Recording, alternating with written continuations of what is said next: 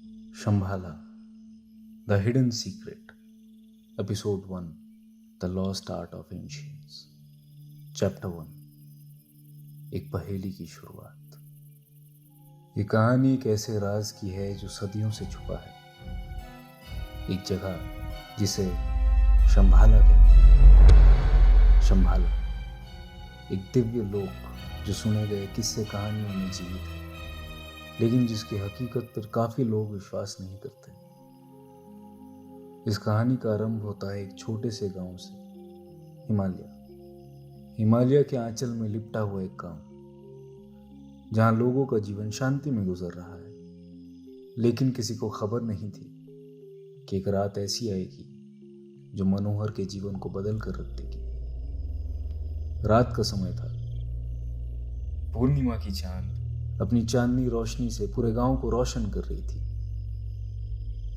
एक 25 साल का लड़का जिसका नाम है मनोहर अपने घर के आंगन में बैठा हुआ था।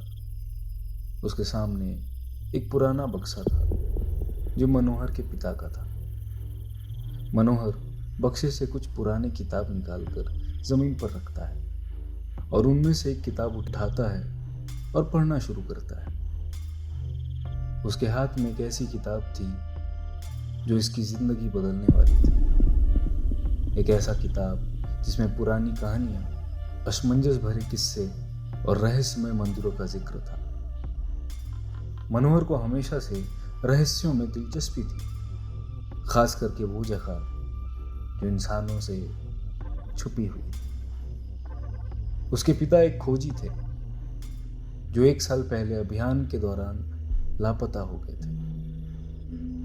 किताब पढ़ते पढ़ते मनोहर की नजर उसके पिता की डायरी में पड़ती है।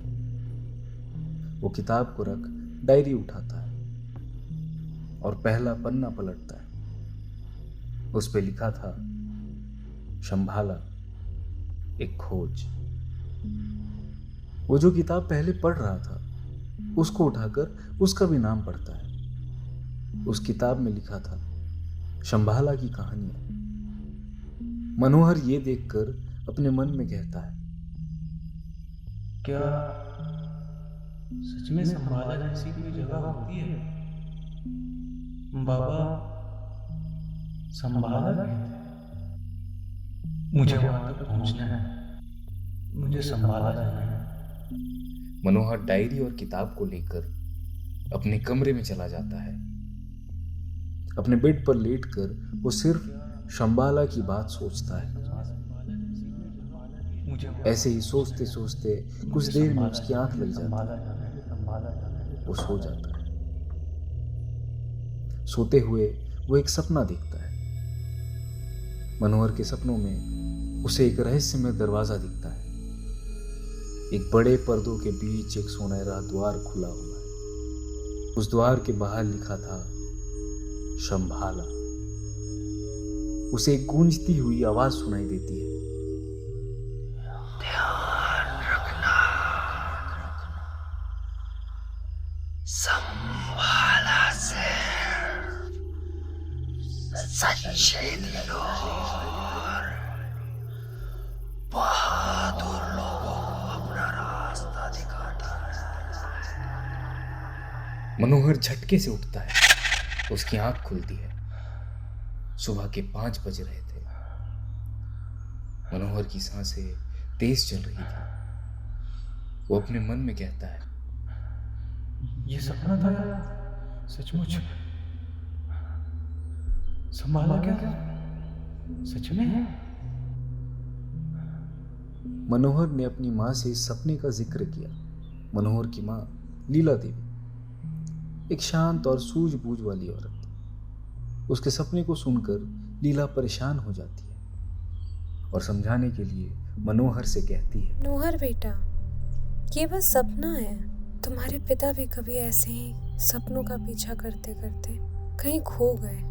ये सब अपने दिमाग से निकालो और जाओ पर नहा लो। माँ, पापा हमेशा कहते थे कि सपने सच होते हैं, बस हमें उनका रास्ता समझना होता है। लीला मनोहर को कुछ कहती नहीं। वो अपने पति को खो चुकी थी। बस वो अपने बेटे को खोना नहीं चाहती थी। लीला के जाने के बाद मनोहर डायरी फिर से पढ़ने लगता है। पढ़ते पढ़ते उसे एक नई चीज मिलती है, एक पुराना नक्शा। उस पर एक अजीब भाषा की लिपि लिखी हुई थी जिसे मनोहर समझ नहीं पा रहा था। मनोहर अपने पिता की डायरी और उस किताब को लेकर अपने दोस्त कबीर के पास, कबीर के घर जाता है। कबीर एक किताबों का दीवाना और क्रिप्टोलॉजिस्ट बनने का सपना देखने वाला एक साधारण और समझदार लड़का है। मनोहर कबीर को सारी बात बताता है और नक्शा दिखाता है। नक्शे देखने के बाद कबीर हंसते हुए मनोहर से कहता है, तुम सच में पागल हो गए हो मनोहर। शंभाला पुरानी कहानियों में होता है, वो सच नहीं है। तुम ही तो कहते हो कि हर कहानी के पीछे एक सच होता है। ये मेरे पापा की डायरी है कबीर। वो ऐसे ही तो कुछ भी नहीं लिख देंगे ना, कुछ तो राज है इनमें। कबीर को नक्शे में एक गुफा दिखाई दी। कबीर मनोहर से नक्शे को लेकर ध्यान से देखने लगता है। कबीर कुछ पढ़ने की कोशिश कर रहा है। कबीर गंभीर होता हुआ कहता है, ये स्क्रिप्ट मुझे कुछ जानी पहचानी लग रही है। शायद तिब्बतन भाषा की किसी प्राचीन शैली का हिस्सा है। मनोहर खुश हो जाता है और कहता है, तो इसका मतलब बाबा ने कुछ ढूंढ लिया था। हो सकता है। तुम क्या सोच रहे हो? कहीं तुम जाने की तो? हाँ, शायद बाबा यही चाहते हैं। इसका रास्ता आसान नहीं होगा मनोहर। क्या तुम मेरे साथ चलोगे? कबीर कुछ देर सोचता है और मुस्कुराते हुए कहता है, मैंने कभी तुम्हारा साथ छोड़ा है, पर घर पर बोलेंगे क्या? इसका सिर्फ एक ही रास्ता है, झूठ। घर से हमें कोई जाने देंगे नहीं। बोलो, क्या कहते हो? मनोहर और कबीर दोनों अपने अपने घर पर दिल्ली जाने की बात करते हैं। दोनों के घर पर सारे लोग मान जाते हैं और दोनों कुछ ही दिनों में निकलते हैं एक अनजान रहस्य की खोज में, शंभाला का रास्ता ढूंढने। लेकिन इस सफर के लिए उनका पहला कदम था एक पुराने साधु से मिलना, जिनका जिक्र डायरी में भी था, जिन्हें लोग बाबा त्रिकाल के नाम से जानते हैं। रात का समय, दोनों ने हिमालय के गुप्त इलाके में छुपी हुई गुफा का सफर शुरू किया, जहां बाबा त्रिकाल रहते थे। चलते चलते कबीर कहता है, ये तो अभी से एक अजीब और डरावना सफर लग रहा है। क्या तुम श्योर हो ये सही रास्ता है? बाबा ने डायरी में लिखा है, जो रहस्य दिखाई नहीं देते उनका रास्ता हमारे अंदर ही छुपा होता है। मुझे विश्वास है कबीर। कुछ दूर जाते ही उन्हें गुफा दिखने लगती है। वो दोनों गुफा के अंदर जाते हैं। गुफा के अंदर अंधेरा छाया हुआ था। कबीर और मनोहर अंदर जाते जाते एक बड़े से पत्थर से टकराते हैं। वो दोनों उस पत्थर पर लिखा हुआ एक पहेली पाते हैं। वो पहेली शंभाला तक पहुंचने के पहले का इम्तिहान है। मनोहर टॉर्च जलाकर पत्थर में लिखा पहेली को पढ़ता है। जो अंधेरों को तोड़ पाएगा वही संभाला का द्वार खोलेगा। ये पहेली कोई और नहीं, बाबा त्रिकाल ने ही लिखा था। बाबा गुफा के अंदर उन्हें नहीं मिलते, पर उन्हें मिलता है उनका लिखा एक पहेली। मनोहर कबीर को बुलाता है। कबीर सामने आता है। मनोहर पहेली को जोर से पढ़ना शुरू करता है। जो अंधेरों को तोड़ पाएगा वही संभाला का द्वार खोलेगा। कबीर कंफ्यूज होकर कहता है, अंधेरा तोड़ना, इसका क्या मतलब हुआ? मुझे लगता है ये एक पहेली है।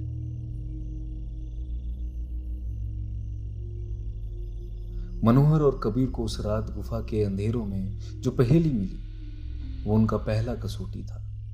अंधेरा तोड़ने के लिए क्या करना होगा? क्या वो इस पहेली का जवाब ढूंढ पाएंगे या फिर ये सफर उन्हें एक अनजान मुश्किल में डाल देगा? दोस्तों, मेरा नाम है अनीक और आप सुन रहे हैं ऑडियो बुक एडवेंचर्स। ये था कहानी का पहला अध्याय।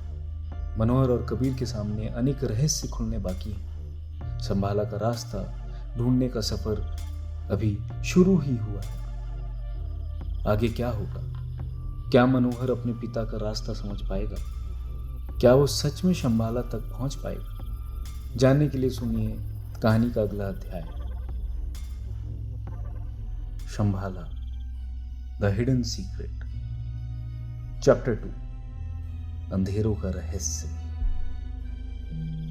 पिछले अध्याय में मनोहर और कबीर ने रहस्यमय गुफा में प्रवेश किया, जहां उन्हें एक बड़े से पत्थर में पहेली लिखी मिली, जो अंधेरों को तोड़ पाएगा वहीं शंबाला का द्वार खुलेगा। अब उनका सामना उस पहेली के जवाब से था। बहुत देर बीत चुकी थी। दोनों पहेली को सुलझाने की कोशिश में लगे हुए थे। गुफा के सूनेपन में सिर्फ उनकी सांसों की आवाज गूंज रही थी। कबीर धीरे से कहता है, मनोहर, ये गुफा सचमुच अजीब है। ऐसा लग रहा है जैसे ये हमें अंदर की तरफ खींच रही हो। वापस चलो। हम अब यहाँ तक आ गए हैं कबीर, वापस लौटने का कोई मतलब नहीं। बस मुझे इस पहेली का जवाब समझना है।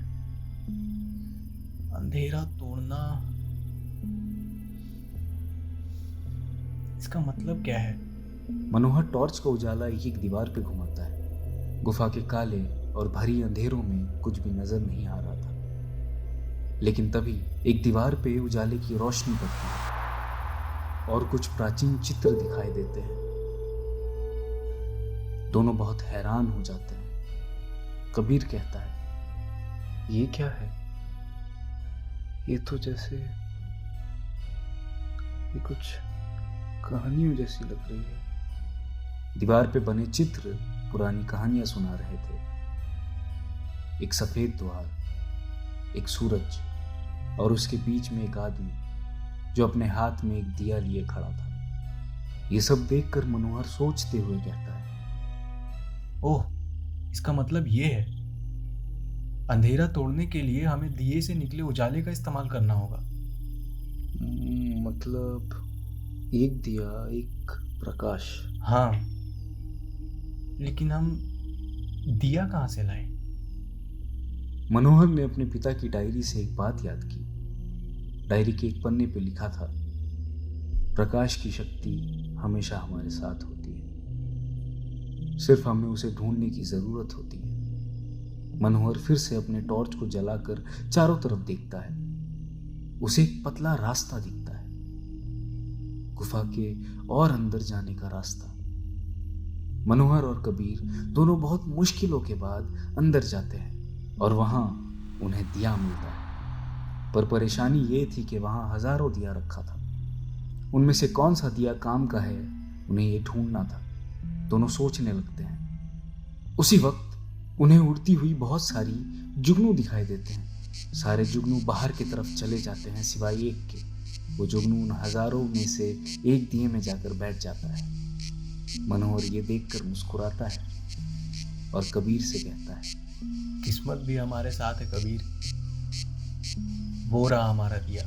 दोनों एक साथ उस दिए के पास जाते हैं। दोनों आगे बढ़कर दिए को उठाते हैं और बाहर की तरफ जाते हैं जहां उन्हें चित्र मिला था। कबीर अपने बैग से लाइटर निकालता है और दिए में आग लगाता है। दिए में आग नहीं लगती। कबीर बार बार कोशिश करता है मगर दिए में आग पकड़ ही नहीं रहा था। तब गुफा के एक कोने में मनोहर और कबीर को एक छोटा सा कुंड मिलता है जिसमें पानी की जगह एक अजीब सी चमकदार रोशनी थी। जैसे एक दिव्य प्रकाश। मनोहर कबीर की तरफ देखता है। कबीर जाकर उस कुंड के पास खड़ा होता है और कहता है, शायद इससे ही जलेगा दिया और खुलेगा शंभाला का द्वार।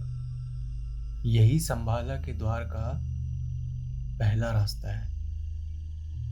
मनोहर ने दिए को जलाकर कुंड से रोशनी भर दिया। जैसे ही दिया जलता है, एक तेज प्रकाश पूरी गुफा में फैल जाती है। कबीर घबराते हुए कहता है, ये क्या हो रहा है मनोहर? प्रकाश के साथ गुफा की दीवारें हिलने लगती हैं और एक प्राचीन द्वार सामने प्रकट होता है। उस द्वार के ऊपर लिखा है, वीर के लिए अगला कदम। मनोहर ये देखकर बहुत उत्साहित हो जाता है और कबीर से कहता है, देखा कबीर, हमने पहेली सुलझा ली। ये द्वार संभाला की तरफ जाने का एक रास्ता हो सकता है। मुझे तो यकीन नहीं हो रहा है, ये हमारे सामने है। कबीर, ये सिर्फ शुरुआत है। बाबा के सपनों को सच करने का वक्त आ गया है। दोनों दोस्तों ने प्राचीन द्वार के अंदर कदम रखा। द्वार के उस पार एक नई दुनिया थी, एक दुनिया जो और भी अद्भुत और रहस्यमय लग रही थी। लेकिन सफर के इस नए पहेली भरे रास्ते पर उन्हें और भी कठिनाइयों का सामना करना था। क्या मनोहर और कबीर को शंभाला का असली रास्ता मिलेगा? क्या उनके सामने नए और भयंकर इम्तिहान खड़े होंगे? इस द्वार के पार क्या है?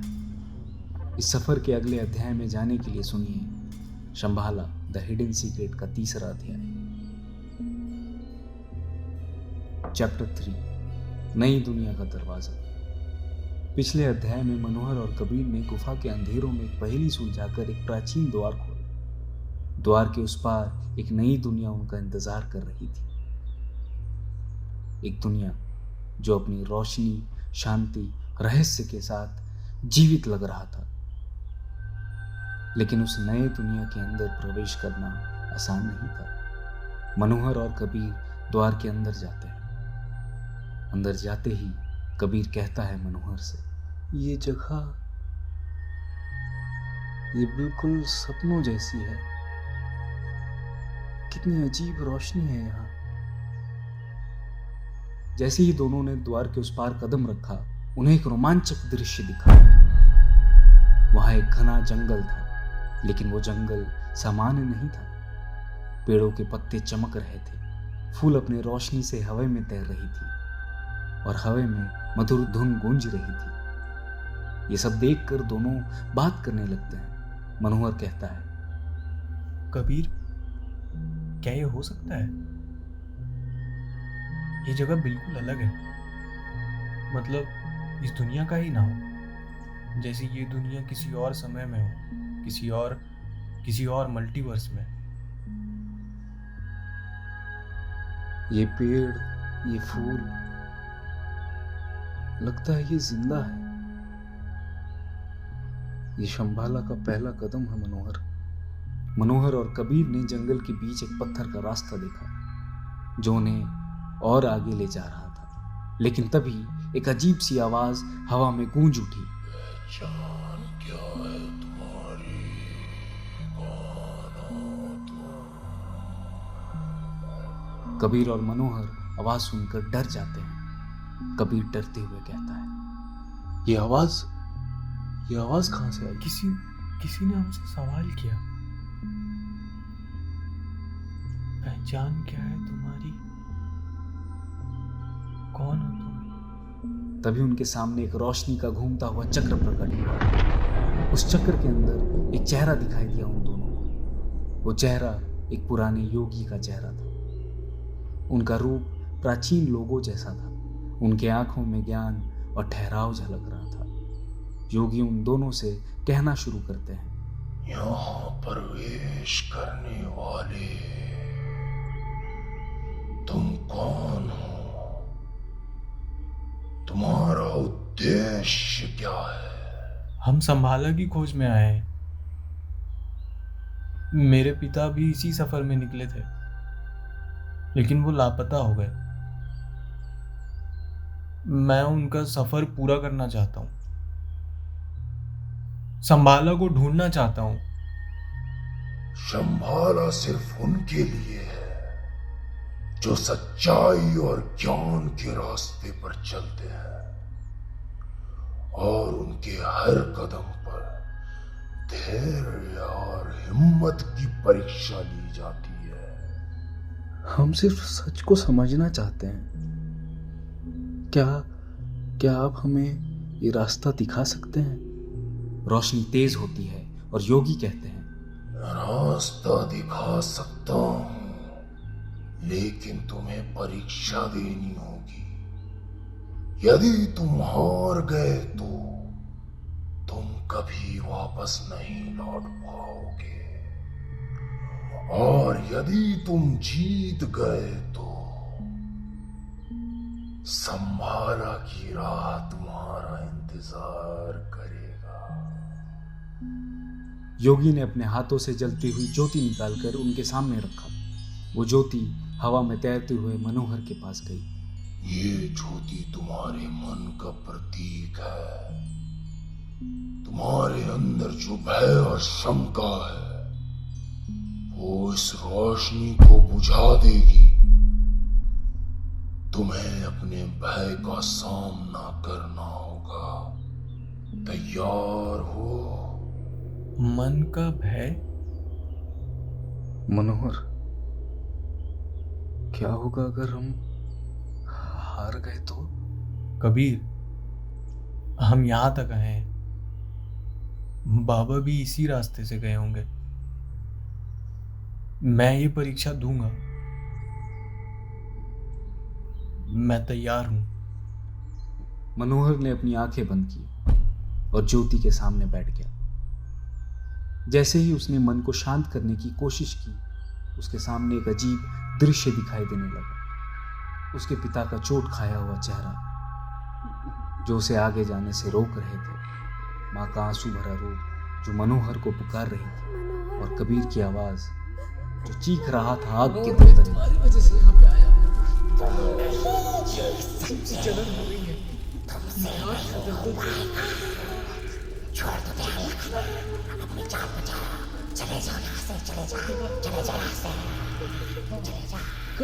तुम्हारे साथ नहीं आना चाहिए। मनोहर ये सब सुनकर जोर से कहता नहीं है, आना चाहिए था। नहीं, ये सब मेरा भय है।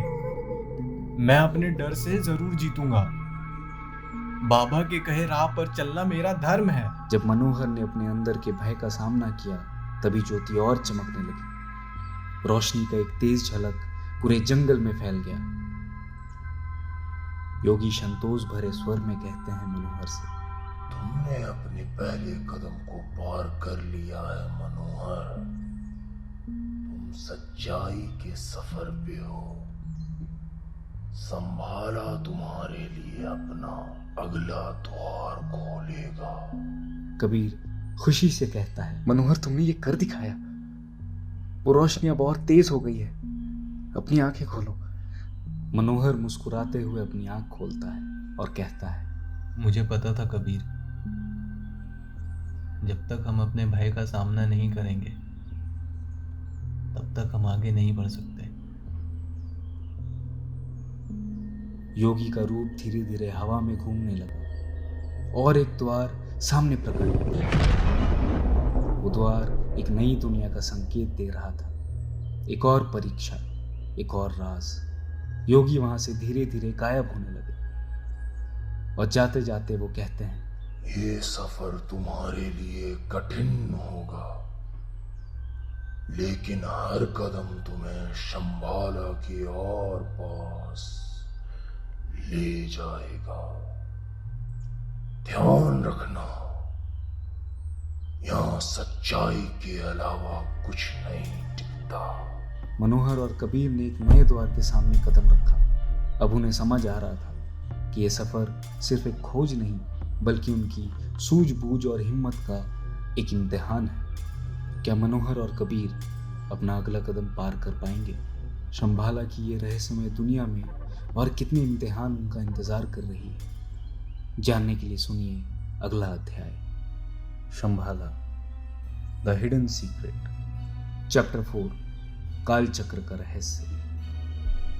मनोहर और कबीर नए द्वार के पार प्रवेश कर चुके थे। सामने एक और अद्भुत दृश्य था, एक प्राचीन मैदान जिसमें हवा में एक विशाल चक्र तैर रहा था। उस चक्र के 12 भाग थे, जैसे एक घड़ी की होती है। हर भाग पर प्राचीन अक्षर लिखे हुए थे जो एक अनजान भाषा में थी।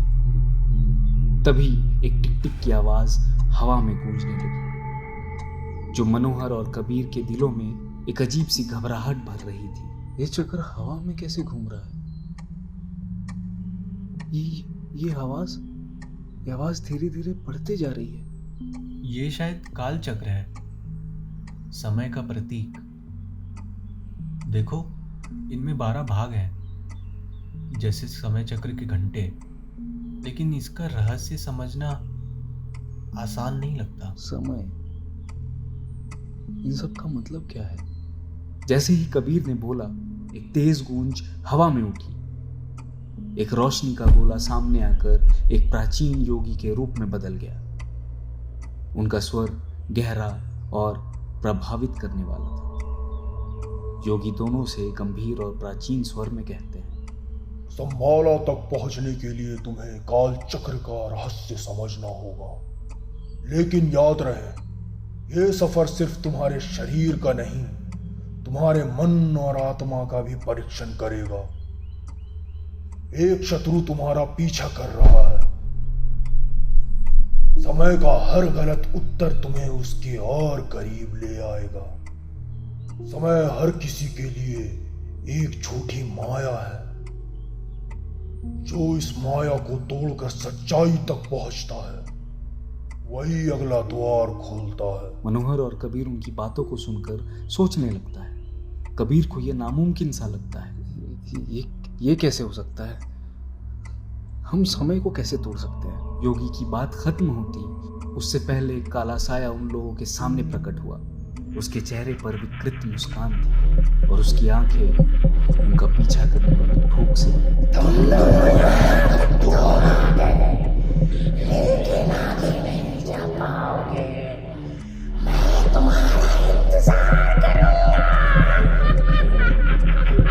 काला साया हवा में उड़ गया, लेकिन उसकी हंसी अब भी गूंज रही थी। कबीर ने गुस्से में कहा, ये कौन था? शायद ये वही है जिसके बारे में योगी ने कहा था। हमें ध्यान से चलना होगा। क्या हमें कोई संकेत मिलेगा महाराज? योगी मुस्कुराते हुए कहते हैं, संकेत यही चक्र है। इसका हर भाग एक कठिन प्रश्न पूछता है। तुम्हें समय के अंदर से अपने सही उत्तर ढूंढने होंगे। लेकिन याद रहे, गलत उत्तर का मतलब होगा एक भयानक सजा। टिक टिक की आवाज बढ़ने लगी। योगी ने एक संकेत दिया और चक्र तेज घूमने लगा। मनोहर और कबीर ने चक्र के पास कदम रखा। मनोहर ने चक्र को हाथ लगाया। हवा में एक प्रश्न उन्हें लिखा हुआ दिखाई दिया, तुम्हारे सामने जलती हुई मशाल और एक बर्फ का गोला है। क्या तुम समय को रोक सकते हो बिना किसी का नुकसान किए? मनोहर ने जाकर मशाल और बर्फ के गोले को उठाया।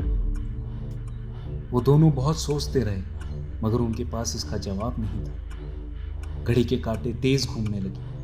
टिक टिक की आवाज अब और तेज होने लगी थी, जैसे समय खत्म हो रहा हो। कबीर ने कहा, समय को रोकना ये तो नामुमकिन लगता है। और क्या हो सकता है? लेकिन शायद इसका मतलब समय के दोनों पहलू को संभालना। हाँ, हम मशाल की अग्नि और बर्फ के गोले को एक साथ रखकर समय को ठंडे और गर्म दोनों रूप में संरक्षित कर सकते हैं। मनोहर ने मशाल और बर्फ के गोले को समय चक्र के पास एक साथ रखा। चक्र धीरे धीरे रुक गया और एक प्रकाश पूरे मैदान में फैल गया। लेकिन जैसे ही उन्होंने आगे बढ़ने की सोची, चक्र का एक भाग टूटकर नीचे गिर गया। उसके पीछे से एक दरवाजा खुला, उसमें से जहरीली गैस निकल रही थी। कबीर देखकर घबरा जाता है और कहता है, चुका है। मनोहर जवाब देते हुए कहता है, शायद ये हमारे अगले कदम का संकेत है। देखो, अंदर एक और प्रश्न है। वो दोनों दौड़ते हुए दरवाजे के पास पहुंचे। अंदर एक भूल भुलैया था जिसमें छुपे हुए संकेत थे। हर संकेत के साथ एक प्रश्न लिखा था और गलत जवाब उन्हें भूल भुलैया के एक और कठिन हिस्से में ले जाता। दूसरा प्रश्न अब उनके सामने था। एक शीशे का टुकड़ा है जो सच दिखाता है, लेकिन उस पर लिखा है झूठ के बिना सच अधूरा है। क्या तुम सच को देख सकते हो? कबीर और मनोहर अब भूल भुलैया के अंदर फंस चुके थे। पहला संकेत पास का आईना था जो तोड़ दिया गया था। कबीर ने कहा, यह तो एक पहेली है। शीशे के टुकड़े सच दिखाते हैं, लेकिन झूठ के बिना सच का कोई महत्व नहीं। शायद हमें इस शीशे के टुकड़े को जोड़ना होगा। तुम सही कह रहे हो। मनोहर ने शीशे के टुकड़े को ध्यान से देखा। उन दोनों ने टूटे हुए शीशे को एक साथ जोड़ने लगे। कुछ समय बाद शीशा पूरी तरह जुड़ गया। टूटे हुए दरारों में से रोशनी निकलने लगी और शीशा बिल्कुल नया बन गया। शीशे में एक छवि दिखने लगी, एक दरवाजा जो भूल भुलैया के अंदर छुपा था। तुम जितना चालाक बनने की कोशिश करोगे, उतना ही मैं तुम्हारे रास्ते को कठिन बनाऊंगा। तुम्हारे समय की सीमा खत्म होने वाली है। मनोहर और कबीर भूल भुलैया के अंदर भागने की सोची, लेकिन भूल भुलैया का रास्ता और उलझन भरा हो गया। एक जगह भूल भुलैया में उन्हें दिखा कि एक छोटी सी घड़ी हवा में लटक रही थी और उसके नीचे एक कठिन पहेली था। पहेली को पूरा करने पे ही वो घड़ी रुकती। कबीर और मनोहर ने मिलकर हर संकेत को ध्यान से पढ़ा। संकेत में लिखा था, घड़ी की एक तरफ 12 और दूसरी तरफ 6। घड़ी की सुई 6 पर है। घड़ी को किसी भी तरह से छुआ नहीं जा सकता था, तो घड़ी को 9 पर कैसे लाए? दोनों बहुत देर तक सोचने लगे। उन्हें कोई जवाब समझ नहीं आ रहा था। भूल भुलैया की जमीन धीरे धीरे टूटकर नीचे खाई में गिरने लगी। टिक टिक की आवाज बढ़ने लगी। दूर से छाया की आवाज आती है। अब लोग कैसे बचेंगे? मनोहर को धीरे धीरे समझ आने लगा कि इसका जवाब क्या हो सकता है। जमीन टूटते हुए उनके करीब आने लगी। तभी मनोहर ने कहा, अगर हम घड़ी को उल्टा कर दें तो घड़ी में 9 आ जाएगी। मगर हम उस तक पहुंचे कैसे? काला साया जोर से हंसने लगा। टूटता हुआ जमीन अब उनके बहुत करीब आ चुका था। कबीर ने देखा जमीन उसके पास आ चुका है टूटता हुआ। कबीर जोर से उछलता है और कहता है, ऐ घड़ी, मैं तुम्हें आदेश देता हूँ, तुम पलट जाओ। घड़ी तेजी से पलट गई और जमीन टूटना बंद हो गई। कबीर खाई के गहराइयों में गिरने लगा। तभी मनोहर ने उसका हाथ पकड़ लिया और कबीर को बचा लिया।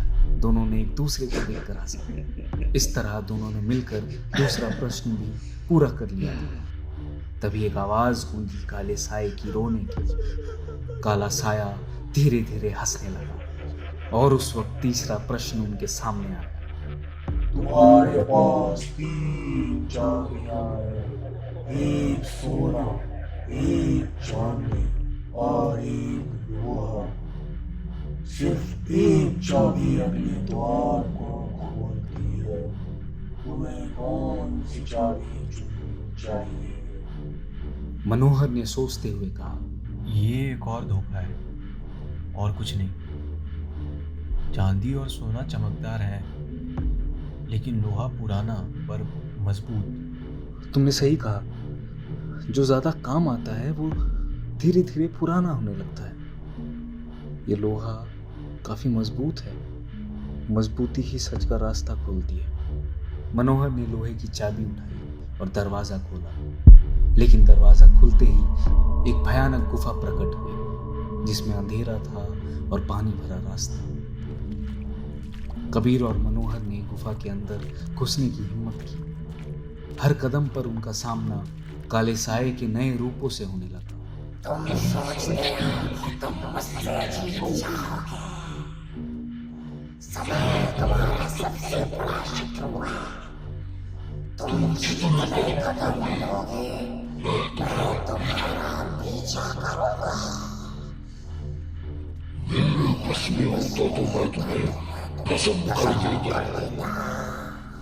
मनोहर और कबीर ने मिलकर एक और संकेत देखा।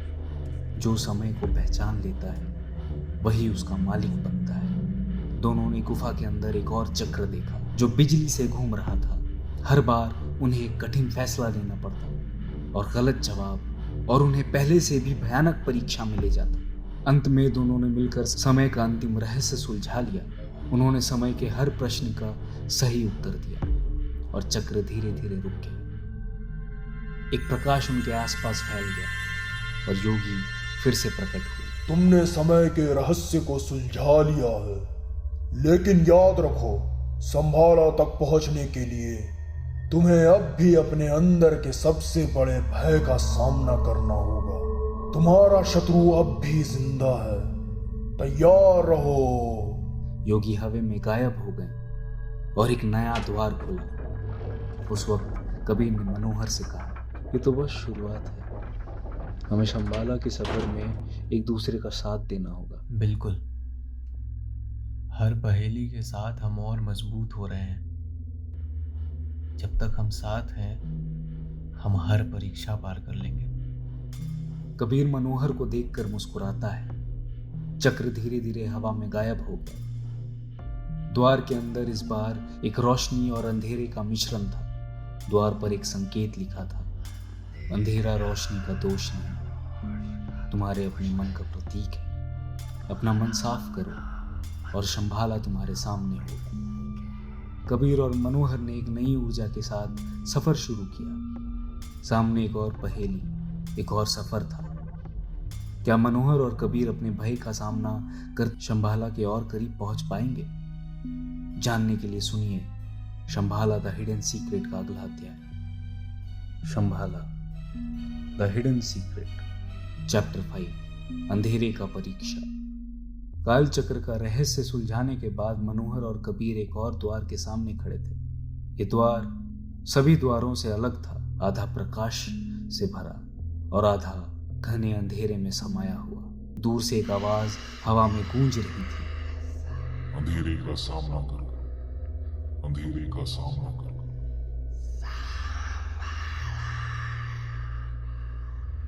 कबीर अंधेरे की बात सुनकर बेचैन हो गया। उसने हल्की आवाज में मनोहर से कहा, मनोहर, मुझे ये जगह बिल्कुल अच्छी नहीं लग रही है। अंधेरा हमेशा कुछ गलत चीज का संकेत देता है। ये एक और परीक्षा है कबीर, और कुछ नहीं। मैं तुम्हारे साथ हूं। हम मिलकर इस अंधेरे का सामना करेंगे। भय के आगे ही रास्ता मिलेगा। मनोहर के शब्दों ने कबीर में थोड़ी हिम्मत भरी।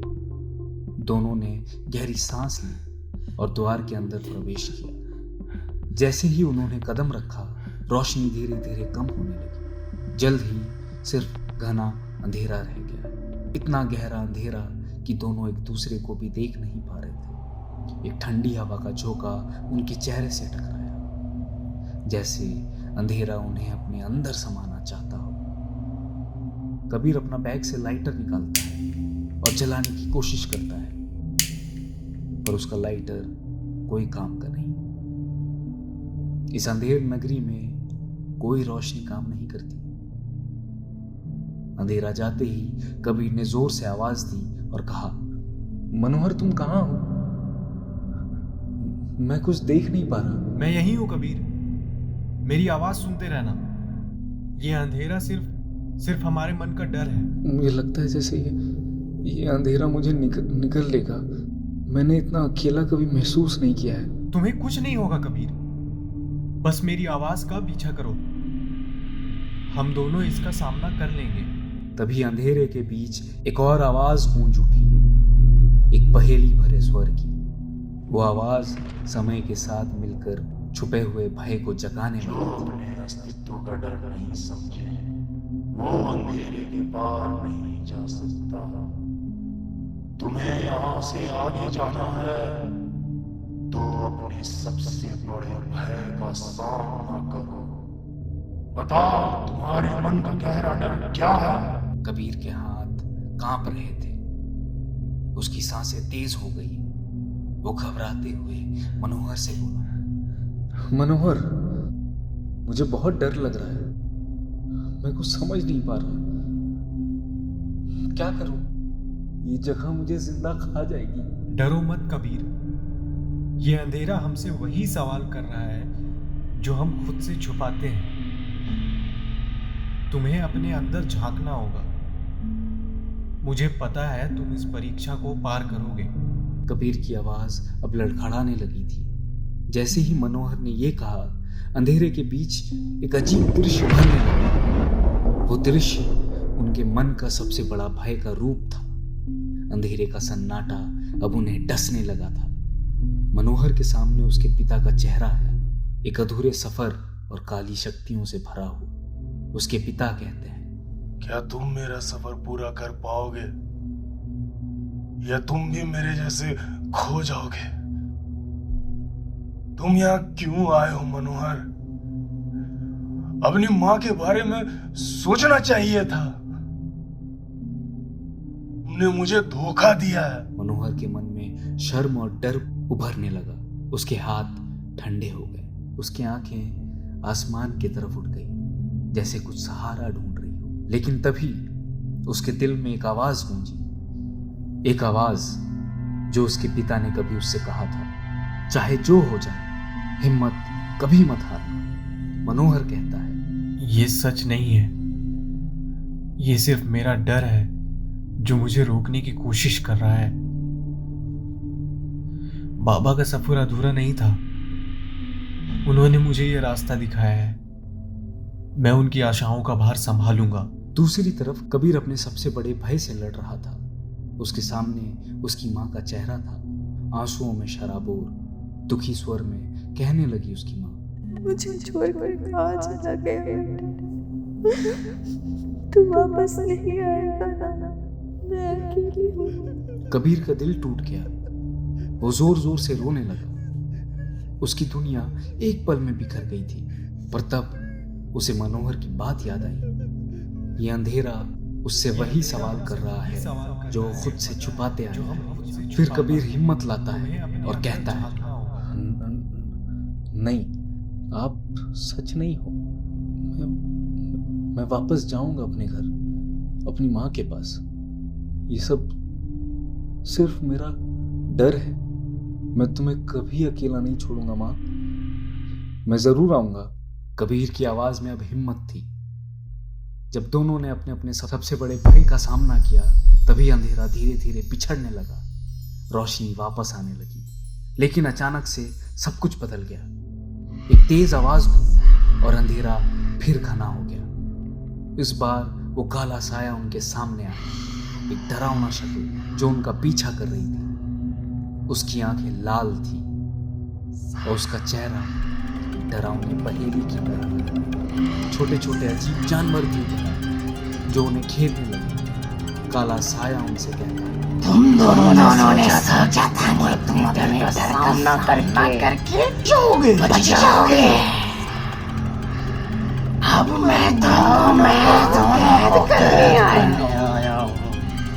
क्या तुम मेरे पहेलियों का जवाब दे पाओगे?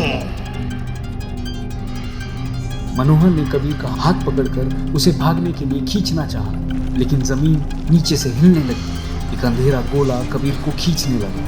मनोहर जोर से चिल्लाया, कबीर, तुम मेरा हाथ पकड़े रहना, मैं तुम्हें नहीं छोड़ूंगा।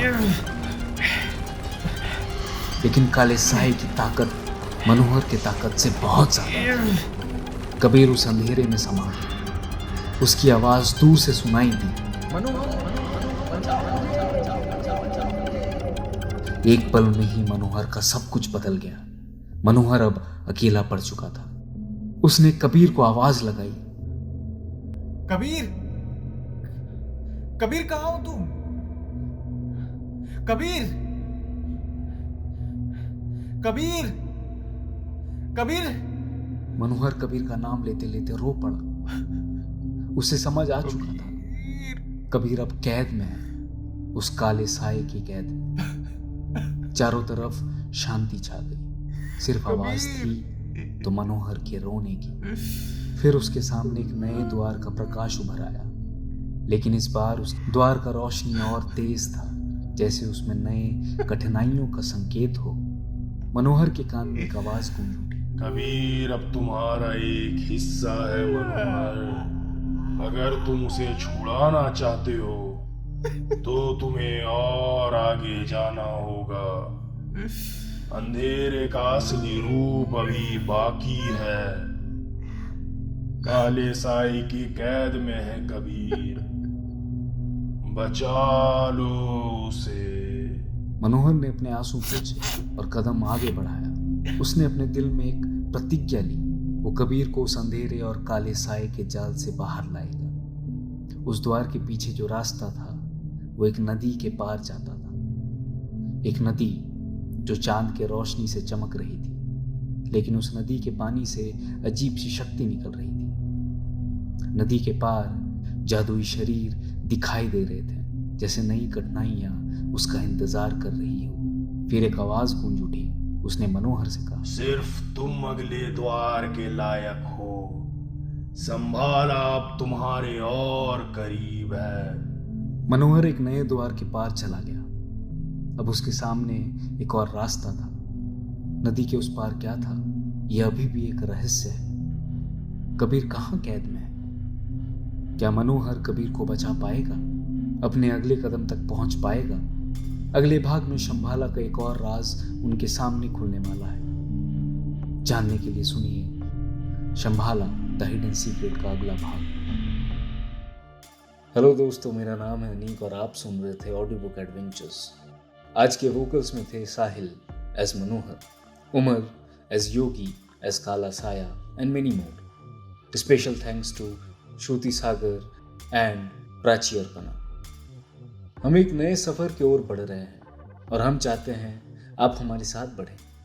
अगर आपको ओरिजिनल स्टोरी सुननी है तो हमारे साथ बने रहें। कहानी में आगे क्या होगा नहीं होगा वो आपको नेक्स्ट सैटरडे में पता चल जाएगा। तो कैसा लगा आप लोगों को शंभाला द हिडन सीक्रेट का पहला एपिसोड? आप लोग ज़रूर कमेंट करें और अपना वैल्यूबल फीडबैक्स दें। And please don't forget to subscribe for more adventurous stories. Subscribe to Audiobook Adventures. Stay tuned and be healthy.